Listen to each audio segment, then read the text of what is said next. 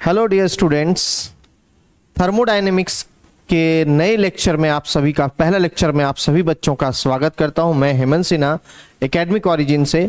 आइए शुरुआत करते हैं। थर्मोडायनेमिक्स का कॉन्सेप्ट, बेसिक कॉन्सेप्ट्स हम लोग जानेंगे आज पहले लेक्चर में।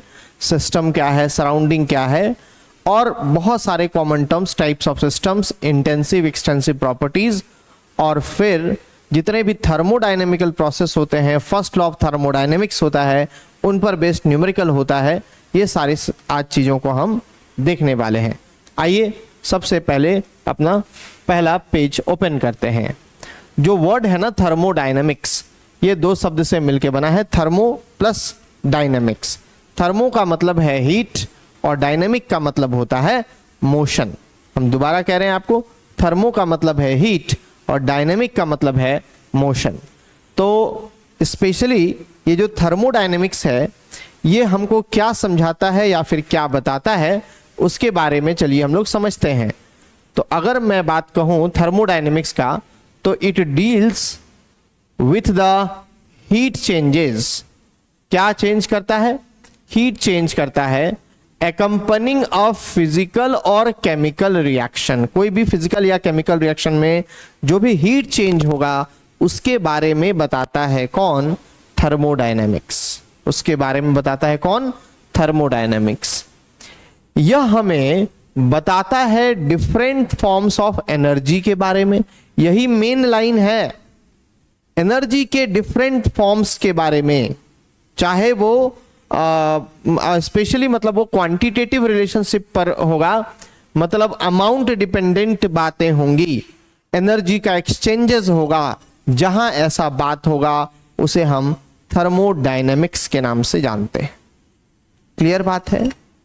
अब आते हैं शुरुआत करने के लिए लिमिटेशंस पर।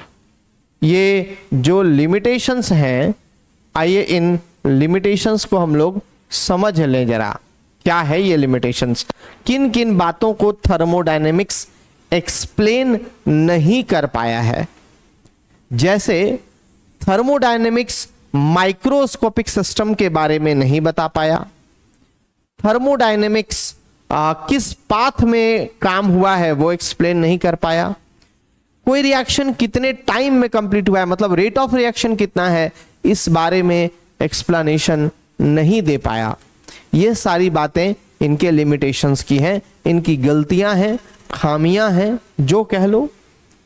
अब आते हैं कुछ बेसिक कॉन्सेप्ट को लेकर के। बेसिक कॉन्सेप्ट में हम सबसे पहले बात करेंगे सिस्टम के बारे में। सिस्टम, किसी थर्मोडायनेमिकल कॉन्सेप्ट को अगर हम समझें तो सिस्टम क्या है इसको समझा जाए।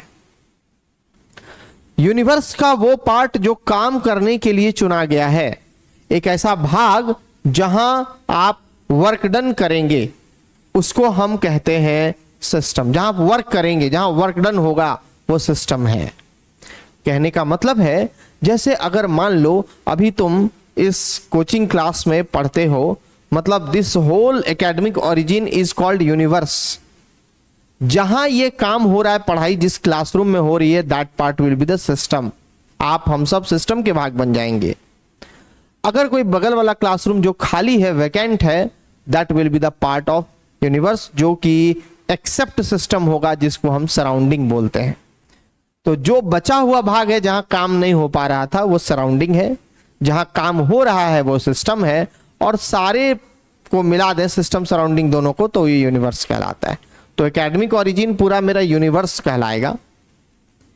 जिस क्लासरूम में ये पढ़ाई हो रही है उसको हम सिस्टम बोलेंगे।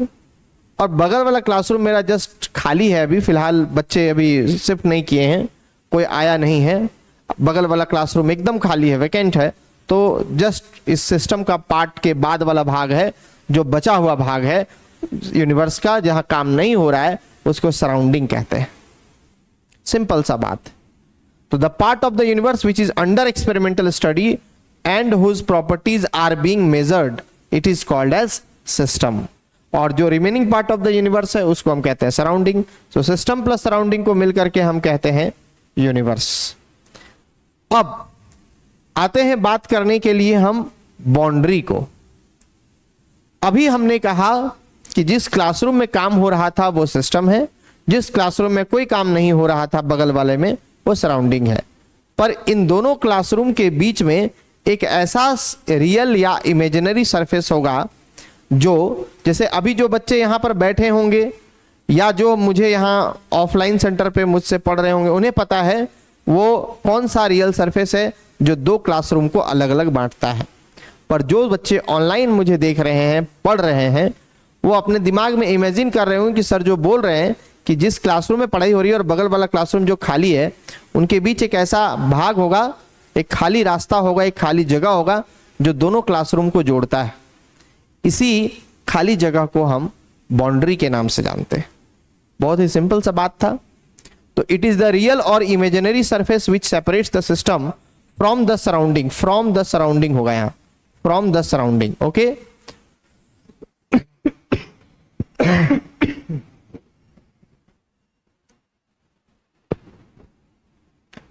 अब आते हैं नेक्स्ट टॉपिक पर, टाइप्स ऑफ सिस्टम पढ़ने के लिए। तीन अलग अलग सिस्टम होंगे, ओपन सिस्टम, क्लोज सिस्टम और आइसोलेटेड सिस्टम। एक ऐसा सिस्टम जहां एनर्जी और मैटर दोनों एक्सचेंज कर जाएंगे, किसके साथ? सराउंडिंग के साथ। जैसे एक गर्म चाय का प्याली जो है, कप जो है आपके सामने आ गया, कप खुला हुआ है, तो वहां मैटर और एनर्जी, मतलब जो उसका हीट है और जो चाय के कुछ पार्टिकल्स भाग होंगे जो हीट की वजह से बाहर निकल जाएंगे, यानी कि सराउंडिंग में चले जाएंगे। तो मैटर और एनर्जी जहां दोनों एक्सचेंज होता हो उसे हम ओपन सिस्टम कहते हैं।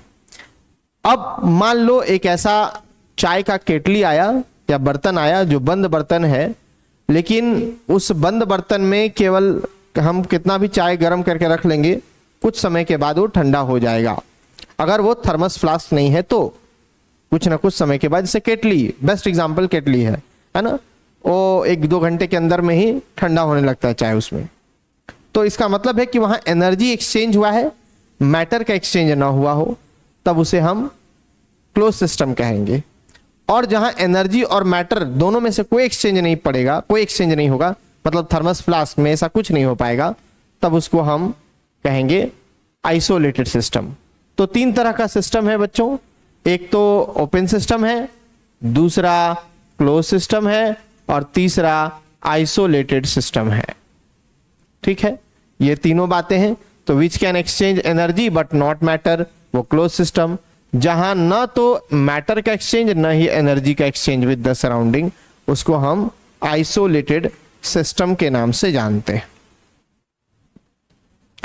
अब बात करेंगे होमोजीनियस और हेट्रोजीनियस सिस्टम के बारे में।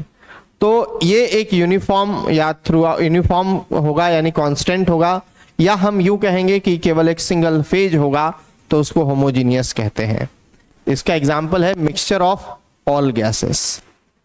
ये यूनिफॉर्म नहीं होगा, इट कंसिस्ट ऑफ 2 और मोर फेजेस। तो इसका मिक्सचर होगा H2O और CCl4।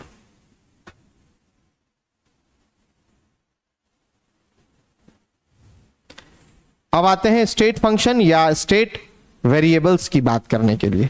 तो जितने भी मेजरेबल प्रॉपर्टीज होंगे, दे आर स्टेट फंक्शन और स्टेट वेरिएबल। इनकी वैल्यू डिपेंड करती है स्टेट ऑफ सिस्टम पे, और किस पर डिपेंड नहीं करता? Not upon the method by which state has been obtain. किस मेथड से ये काम पूरा हुआ है हमें इससे मतलब नहीं है, बस केवल स्टेट ऑफ सिस्टम पे डिपेंड कर रहा हो तो हम उसे स्टेट फंक्शन के नाम से जानते हैं। इसका example pressure, temperature, volume, amount, internal energy, entropy, enthalpy, ये सब है। बात करेंगे पाथ फंक्शन की, तो जिसका वैल्यू देखो डिपेंड कर रहा है upon the path which is adopted to bring about a thermodynamic change are called as path function. अभी तुम्हें मान लो अपने घर से स्कूल तक जाना है या कॉलेज तक जाना है, आप जहां पढ़ते हो अपने घर से या रूम से अपना निकल करके तुम जा रहे हो। तुम किस रास्ते से स्कूल आए हो घर से, ये अगर मतलब ना हो, मतलब जैसे कौन सा रास्ता तुमने चुना है, हो सकता है तुम पैदल चल करके आए होगे, हो सकता है तुमने रास्ता चुना होगा कि नहीं हम घूम करके जो है, अब जैसे तुम्हारा घर अगर मान लो दिल्ली में है या झारखंड में है, चलो झारखंड की बात कर लेते हैं, अगर झारखंड में तुम किसी पर्टिकुलर जगह पे रहते हो, तुम बोले कि नहीं हम दिल्ली घूम करके स्कूल आएंगे वापस झारखंड में, तो एक लंबा रास्ता तय करके तुम आ रहे हो, किसी रास्ते से आ रहे हो, बाय प्लेन आ रहे हो, बाय ट्रेन आ रहे हो, पैदल चल के जा रहे हो, कौन से रास्ते से जा रहे हो, स्कूल को फर्क नहीं पड़ रहा है। मेरी बात समझने की कोशिश करो, स्कूल को फर्क नहीं पड़ रहा है मतलब कि स्कूल आपका इनिशियल और फाइनल स्टेज देखा, केवल पाथ नहीं देखा, तब समझो स्टेट फंक्शन है। लेकिन अगर कोई बोला नहीं हमको पाथ से मतलब है, तब वो कहलाएगा पाथ फंक्शन। बात समझ में आ गया? अब बात करेंगे टाइप्स ऑफ स्टेट फंक्शन। दो अलग अलग टाइप है, पहला है इंटेंसिव और दूसरा है एक्सटेंसिव। इंटेंसिव वेरिएबल्स कौन होंगे, इसके बारे में हम लोग सुनते हैं और जानते हैं। इंटेंसिव वेरिएबल कौन होता है? तो these are the properties whose value does not depend upon the quantity taken. जो क्वांटिटी पे डिपेंड नहीं करता हो उसको इंटेंसिव, और जो क्वांटिटी डिपेंड करता हो उसको एक्सटेंसिव कहते हैं। जैसे surface tension, viscosity, density, normality, ये सब इंटेंसिव प्रॉपर्टी में गिना जाता है। पर mass, volume, surface area, entropy, enthalpy, Gibbs free energy, ये सब आपका एक्सटेंसिव प्रॉपर्टी है। दो एक्सटेंसिव प्रॉपर्टी का रेशियो हमेशा इंटेंसिव होता है। जैसे मास बाय वॉल्यूम किया हमने तो डेंसिटी ये लिखा जाता है। तो ये बात आपको क्लियर रखना है। अब आते हैं नेक्स्ट थर्मोडायनेमिक प्रोसेस पर। थर्मोडायनेमिक प्रोसेस कौन होता है? जो भी स्टेट ऑफ थर्मोडायनेमिक सिस्टम के बारे में डील करेगा, the process by which state of thermodynamic system is changed is called thermodynamic process, है ना। इस प्रोसेस को हम लोग थर्मोडायनेमिक प्रोसेस कहते हैं। पहला हम पढ़ने जा रहे हैं आइसोथर्मल। आइसो मतलब सेम या कांस्टेंट, थर्म का मतलब टेम्परेचर, तो जहां टेम्परेचर कांस्टेंट है वहां आइसोथर्मल। बार प्रेशर का यूनिट होता है। बार किसका यूनिट होता है? प्रेशर का। तो अपने से समझ में आ जाएगा कि जहां प्रेशर कांस्टेंट होगा वहां आइसोबैरिक प्रोसेस होगा। कोर यानी वॉल्यूम होता है, तो जहां वॉल्यूम कांस्टेंट होगा वहां आइसोकोरिक प्रोसेस होगा। और जहां हीट जीरो हो, हीट में कोई एक्सचेंज ना हो, वो एडियाबैटिक प्रोसेस कहलाता है। साइक्लिक प्रोसेस कौन होता है? तो वैसा प्रोसेस जहां सिस्टम जो है वो अपने काम करने के बाद अपने ओरिजिनल स्टेट में आ गया यहां से यहां, फिर वापस यहां आ गया, ये ओरिजिनल स्टेट हुआ उसका। तो जहां ऐसा कर दे वो साइक्लिक प्रोसेस में है। इसमें खास बात क्या है बेटा? डेल्टा यू भी जीरो होगा और डेल्टा एच भी जीरो होगा। अब आते हैं रिवर्सिबल प्रोसेस। क्या है ये रिवर्सिबल प्रोसेस? तो it is carried out infinitesimally slowly, so the system remains in equilibrium with the surrounding at every stage and all the changes can be exactly reversed। ठीक है, जहां इनफिनिटेसिमली स्लो काम करेगा, जहां धीरे धीरे वर्क होगा और सिस्टम जो है वो इक्विलिब्रियम में रह जाए विद द सराउंडिंग, है ना, हर स्टेज में, तब हम उसको रिवर्सिबल प्रोसेस के नाम से जानते हैं। इरिवर्सिबल प्रोसेस क्या होगा? तो it is carried out rapidly, ये काफी स्लो चलता था तो ये रैपिड होता है। इसमें system is not in equilibrium with the surrounding and the process can not be reversed without changing the condition. इसको इरिवर्सिबल प्रोसेस में रखा जाएगा। कुछ थर्मोडायनेमिक क्वांटिटीज भी हमें पढ़ने हैं। पहला और बहुत इंपॉर्टेंट क्वांटिटी होगा वो है आपका इंटरनल एनर्जी, जिसको यू या फिर ई से रिप्रेजेंट करते हैं। किसी भी सब्सटेंस में जो टोटल एनर्जी स्टोर्ड होगा, या फिर यूं कह लो हमारे सराउंडिंग में जितने टाइप ऑफ एनर्जी हैं सबका सम कर दो तो इंटरनल एनर्जी कहलाता है। Light energy, kinetic energy, vibrational energy, potential energy, sound energy, ये सारे तरह की एनर्जी को अगर हम ऐड कर दें तो सब मिला करके इंटरनल एनर्जी की बात कहेगा. So the internal energy of a system is a definite quantity and most important it is a state function. It is a state function. So delta U बराबर फॉर्मूला मिला है final state of the internal energy of the final state minus internal energy of the initial state. और delta U बराबर हम ये भी लिख सकते हैं समेशन के टर्म में प्रोडक्ट माइनस रिएक्टेंट. और सबसे इंपॉर्टेंट नोट की बात ये है कि भैया अगर रिएक्टेंट की इंटरनल एनर्जी प्रोडक्ट से अगर ज्यादा है तो यू की वैल्यू नेगेटिव लिखी जाएगी. रिएक्टेंट की एनर्जी प्रोडक्ट से कम है तब यू की वैल्यू पॉजिटिव लिखी जाएगी. दोनों बराबर हैं तो यू की वैल्यू 0 लिखी जाएगी. Most important note for internal energy, most important. दो तरह का वर्क होता है बच्चों. एक होता है आपका इलेक्ट्रिकल वर्क और दूसरा जो होता है वो होता है प्रेशर वॉल्यूम वर्क. दो तरह का काम हम लोग वर्क डन यहां पर सुनेंगे. हमने कहा एक है इलेक्ट्रिकल वर्क तो दूसरा है pressure volume work. Electrical work के बारे में आप फिजिक्स में जानोगे, पर मैं आपको थोड़ा सा बता देता हूं कि अगर इलेक्ट्रिकल वर्क आपको पूछा जाए कि होता क्या है तो किसी भी कंडक्टर का जो ईएमएफ होगा और उसमें कितना अमाउंट या क्वांटिटी ऑफ इलेक्ट्रिसिटी पास करोगे,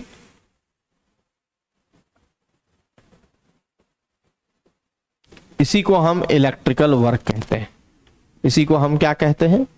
इलेक्ट्रिकल वर्क कहते हैं. राइट. अब हम लोग बात कर रहे हैं प्रेशर वॉल्यूम वर्क की, जो मोस्ट इंपॉर्टेंट चीज है.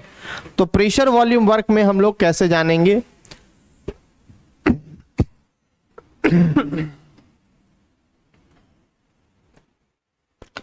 वर्क डन इन कंप्रेशन और expansion. Work done in compression और एक्सपेंशन. देखो, this type of work is related to gases in which the volume of the gas change under the external pressure. कौन सा? P. अगर कोई gas expand हो रहा है तो work is done by the gas होगा. ऑन द सिस्टम होगा तो वर्क डन की वैल्यू नेगेटिव होगी. अगर कोई गैस कंप्रेस्ड हो रहा है तो work is done on the gas होगा, बाय द सिस्टम होगा, वर्क इज पॉजिटिव.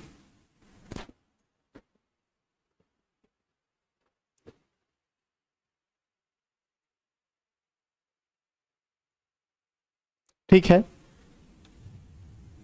कट कीजिए.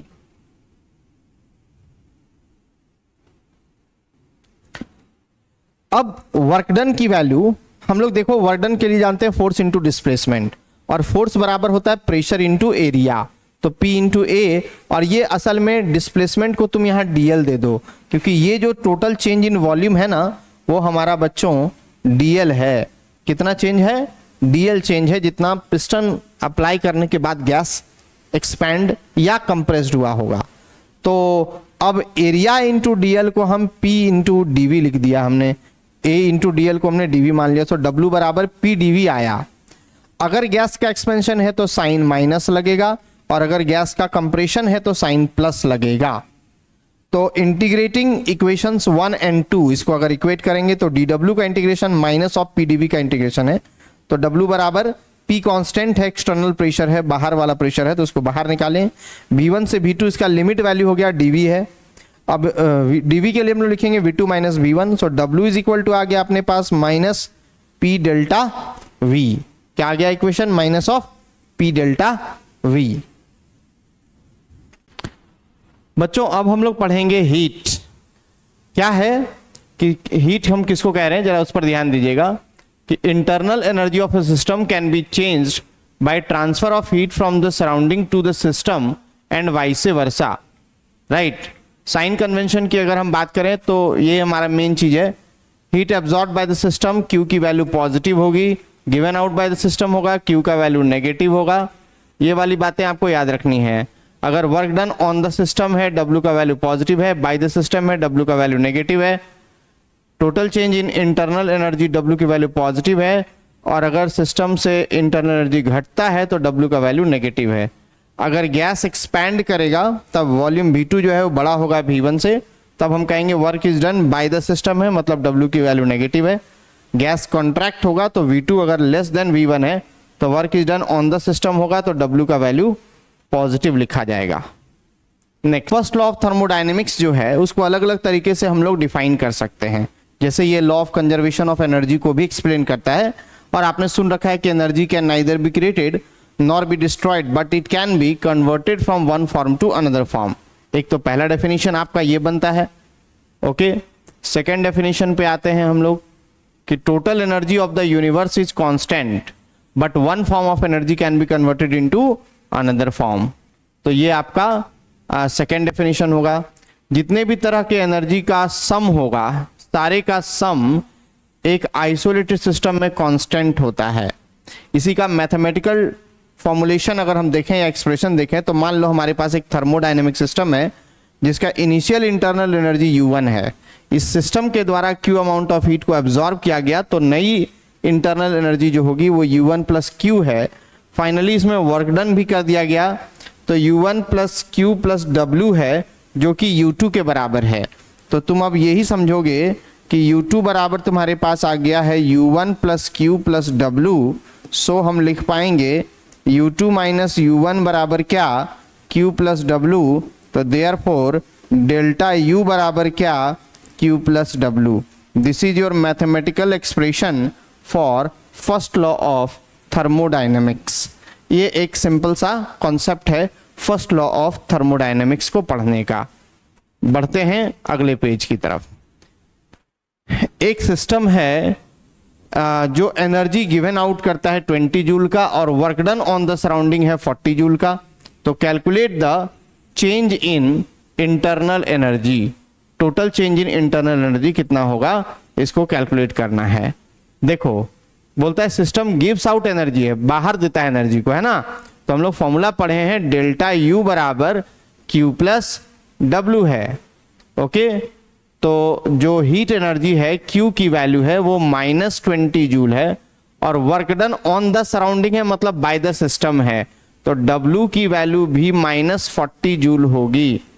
तो देयरफॉर डेल्टा U बराबर क्या फॉर्मूला जानते हैं, Q प्लस W, यानी कि -20 plus -40 and you will gate -60 joule. This is your answer.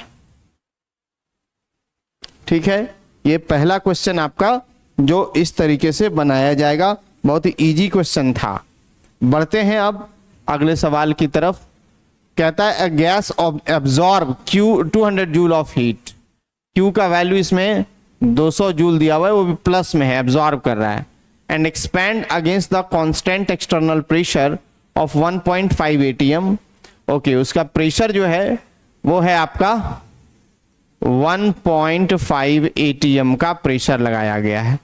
Initial and final volume of the gas जो है V1 की वैल्यू है वो 0.5 लीटर है और V2 की वैल्यू जो है वो 1 लीटर है। तो calculate the change in internal energy. तो अगेन आपको निकालना क्या है, डेल्टा U निकालना है। अब देखो पहले तो वर्क डन बराबर हम लोग फॉर्मूला जानते हैं minus of P delta V, यानी कि माइनस ऑफ 1.5 और ये हो जाएगा 1 माइनस 0.5, यू विल गेट 0.5।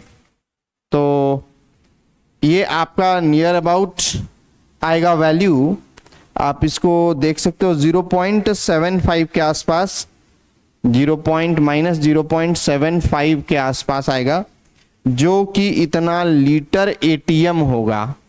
इतना क्या होगा, लीटर ATM होगा। इसको जूल में कन्वर्ट करने के लिए 1 लीटर ATM में होता है 101.101.3, तो 0.75 इंटू 101.3 कर देना तो उसको जूल में कन्वर्ट कर सकते हो अब तुम। तो जो नया वर्क डन तुम्हारे पास होगा वो -75.97 जूल आएगा वर्क डन। अब फॉर्मूला क्या जानते हो, डेल्टा U बराबर Q प्लस W। Q की वैल्यू जो है वो 200 जूल है और W की वैल्यू है -75.97। इसको सॉल्व करेंगे जितना आएगा उतना जूल आंसर होगा इसका। ओके, बहुत ही अच्छा क्वेश्चन। अगले प्रश्न की तरफ बढ़ें। यहां 1 लीटर एटीएम कर सकते हैं। A gas is filled in a cylinder heated with a piston. Volume of a gas is 4 liter. The gas expands to 10 liter against the average pressure of 722 torr. Calculate the work done by the gas. Okay, बहुत ही अच्छा question ये भी पूछा गया है। Question आपको दे रहा था कि अगर कोई गैस जो है फिल करते हैं हम सिलेंडर में, जिसमें वॉल्यूम ऑफ गैस जो है वो 4 लीटर है। अब गैस एक्सपैंड करके 10 लीटर से चला गया और उसका एवरेज प्रेशर 722 टॉर है, तो calculate the work done by the gas. हमें ये सॉल्व करना है, ये क्वेश्चन हमें सॉल्व करना है, ये बनाना है।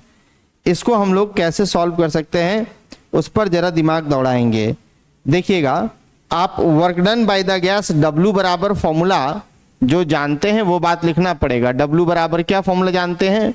Minus P delta we.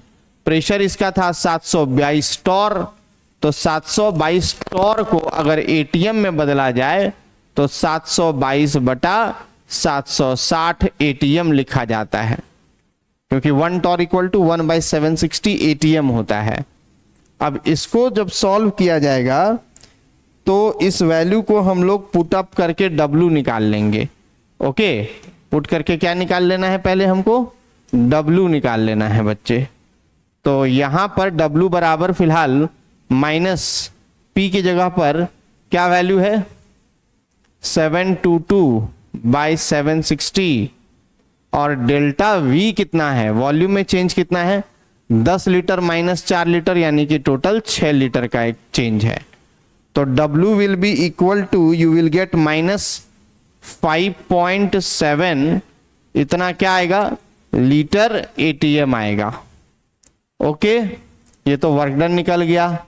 निकालना क्या था? टोटल। अच्छा, टोटल वर्क डन ही निकालना है ना। तो अब इसको जूल में कन्वर्ट कर ही सकते हैं हम लोग। तो क्या लिख पाएंगे बता दो? -5.7 इंटू 101.3 जूल। जितना भी आएगा उतना जूल कमेंट में मुझे जरूर बताइएगा आपका क्या आंसर आ रहा है ना। इससे आपको पता रहेगा कि आप कितना सॉल्व कर पा रहे हैं।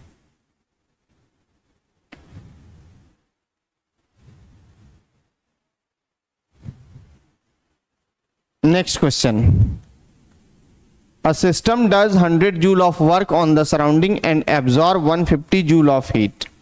तो calculate the change in internal energy of the system। फिर उसी तरह का सवाल है। Work done on the surrounding है, मतलब बाय द सिस्टम है, तो -100 जूल हो जाएगा। और Q की वैल्यू एब्जॉर्ब कर रहा है तो +150 जूल हो जाएगा। तो अब अपने को निकालना था डेल्टा U बराबर फॉर्मूला क्या लगा देना? Q प्लस W, मतलब 150 माइनस 100 यानी कि 50 जूल इसका आंसर होगा। अगला सवाल। During 200 joule of work done on the system, W जो है वो +200 जूल है और Q का वैल्यू -140 जूल है। तो कैलकुलेट द चेंज इन, यहां भी चेंज होगा, इन इंटरनल एनर्जी। तो डेल्टा U की वैल्यू हमें निकालनी है। निकाल लेंगे अब तो आप सीख चुके हैं ऐसे प्रश्नों को। हम अगले सवाल की तरफ चलेंगे। अगला सवाल बोल रहा है 600 सेंटीमीटर क्यूब आपको दिया गया है गैस का। कितना सेंटीमीटर क्यूब गिवन है? 600 सेंटीमीटर क्यूब है। Of nitrogen is compressed to 300 centimetre cube by applying a constant pressure of 0.5 atm during the change 7 joule of heat is given out to the surrounding. Calculate the change in internal energy of the system। अब इस तरह के सवाल को हम लोग कैसे solve कर पाएंगे? तो सबसे पहला चीज तो अपने को देखना होगा कि क्या क्या गिवन है। ठीक है, क्वेश्चन में जो गिवन है उन चीजों को देखिए, समझिएगा और तभी बनाना है क्वेश्चन, नहीं तो गलती कर बैठेंगे।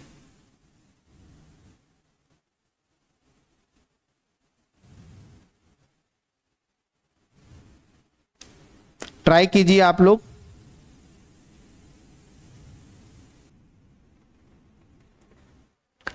देखिए आपको बनाने दिया गया था क्वेश्चन, चलिए क्वेश्चन बढ़िया क्वेश्चन में से चुन के आया हुआ था।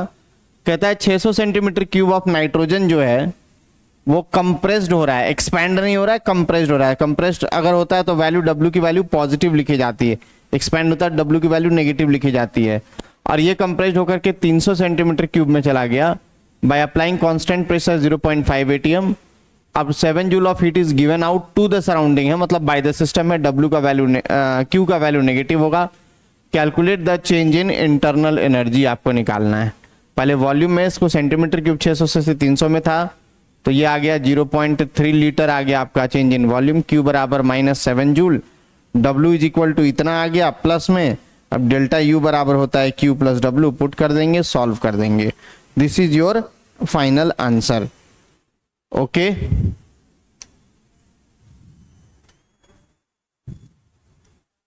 इधर